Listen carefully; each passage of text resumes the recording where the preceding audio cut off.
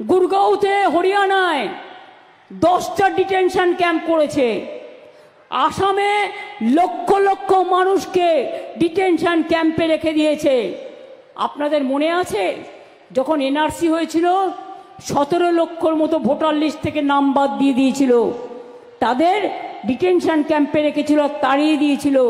তার মধ্যে 7 লক্ষ হিন্দুও ছিল, মুসলমানও ছিল, শিখও ছিল, খ্রিস্টানও ছিল, নেপালিও ছিল।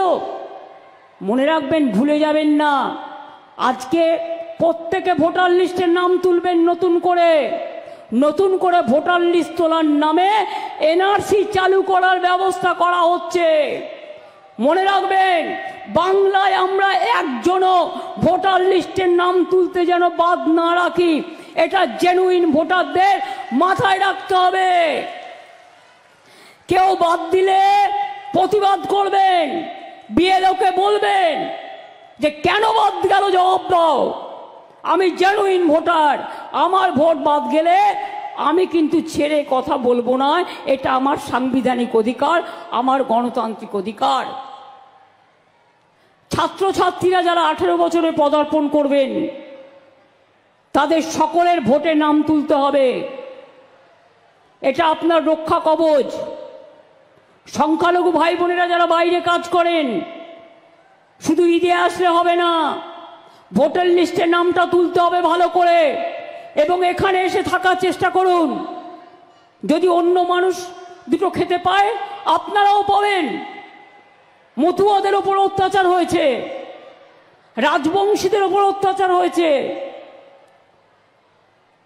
শীল পরিবারের ওপর অত্যাচার হয়েছে।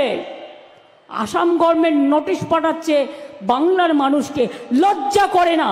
এদের জানাই ধিক্কার, ধিক্কার, ধিক্কার। পরিষ্কার বলি, ভোটার লিস্টের কাজটা ভালো করে করবেন। আর বিএলওদের দয়া করে বলবেন কাউকে হ্যারাস করবেন না, কারো জেনুইন ভোটারের নাম কাটবেন না। ওরা বলে বেড়াচ্ছে আপনারা নাকি সব বাংলাদেশি, আপনারা নাকি সব রোহিঙ্গা। 1.5 কোটি লোকের নাম বাদ দিতে হবে, কারণ তারা নাকি রোহিঙ্গা। ওদের জিজ্ঞেস করুন রোহিঙ্গাদের সংখ্যা কত। ইউনাইটেড নেশনস বলেছিল কয়েক বছর আগে মাত্র 10 লক্ষ সারা পৃথিবীতে, এখন বেড়ে না হয় 17 লক্ষ হলো। তার মধ্যে 9 লক্ষ আছে বাংলাদেশে ক্যাম্পে। কোথার থেকে এলো এত রোহিঙ্গা?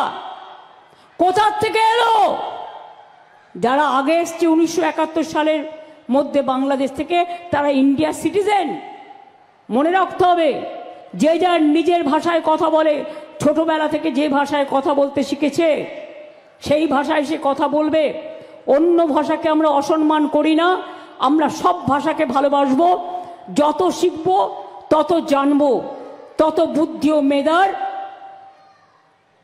উন্নতি হবে। মনে রাখবেন, আমি কিছু ধরলে ছাড়ি না। আমার জীবনটাই সংগ্রাম দিয়ে শুরু আর সংগ্রাম দিয়ে শেষ। এর জন্য আমাকে অনেক মার খেতে হয়েছে। আমার পা থেকে মাথা পর্যন্ত সিপিএম বারবার আমাকে মৃত্যুর মুখে ঠেলে দিয়েছে। তা সত্ত্বেও মনে রাখবেন, আমি কোনোদিন পেছু হটিনি। বন্দুক নিয়ে দাঁড়িয়ে আছে, আমি বন্দুকের সামনে দাঁড়িয়ে বলেছি মারো গুলি, কটা মারতে পারো, কিন্তু আমি লড়ে যাব। লড়াই করেছি। আমার মাথায় ডান্ডা দিয়ে কত ফাটিয়ে একদম চৌচির করে দিয়েছিল। আমার বাঁচবার কথা ছিল না, আমার দুটো হাত ভেঙে দিয়েছিল, আমার কোমরেও ভেঙে দিয়েছিল।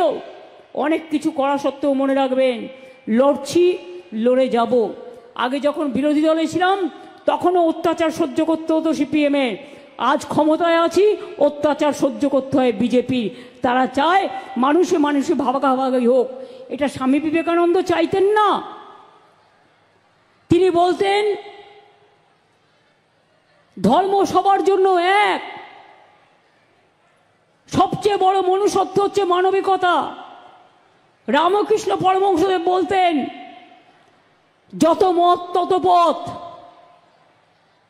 ওরে, মাকে কেউ বলে মা, কেউ বলে মাদার, কেউ বলে আম্মা, পার্থক্যটা এইটুকুই। ওরে, জলকে কেউ বলে জল, কেউ বলে ওয়াটার, কেউ বলে পানি, পার্থক্য এটুকুই। তো আমি স্বামী বিবেকানন্দের কথা শুনবো?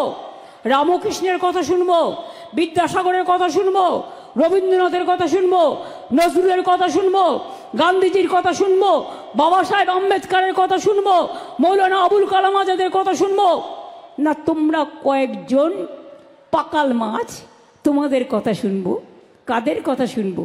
এটা আপনারা ঠিক করে নিন বাংলার মানুষ।